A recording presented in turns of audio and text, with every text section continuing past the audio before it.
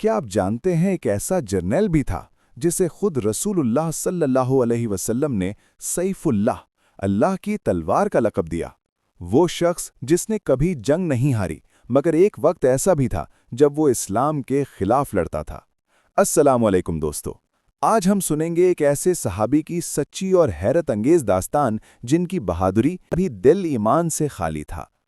इस्लाम के खिलाफ जंगें। जंगे ओहद में कुफार की फौज के कमांडर अपनी हिकमत अमली से मुसलमानों की सफ़ें तोड़ दीं।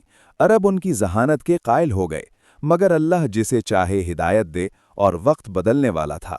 इस्लाम कबूल करने का वाक़या। दिल में बार बार ख्याल आने लगा, क्या मोहम्मद सल्लल्लाहु अलैहि वसल्लम वाकई सच्चे नबी हैं? आखिरकार 7 हिजरी में मदीना पहुँचे। हुजूर सल्लल्लाहु अलैहि वसल्लम ने मुस्कुराकर फरमाया, मैं जानता था खालिद जैसा अक्लमंद शख्स इस्लाम से दूर नहीं रह सकता। खालिद फौरन ईमान ले आए। सैफुल्लाह का लक़ब।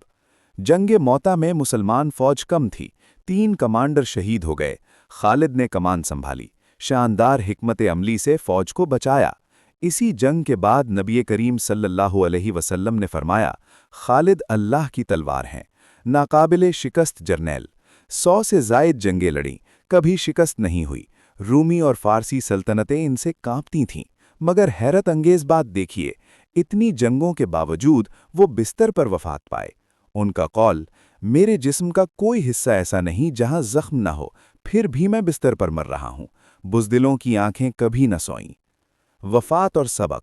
11 हिजरी में वफात, दुनिया के अजीम तरीन जर्नैलों में शुमार, मगर उनकी असल अज़मत अल्लाह की इताअत। उनकी ज़िंदगी हमें सिखाती है, असल कामयाबी ताकत नहीं, ईमान है।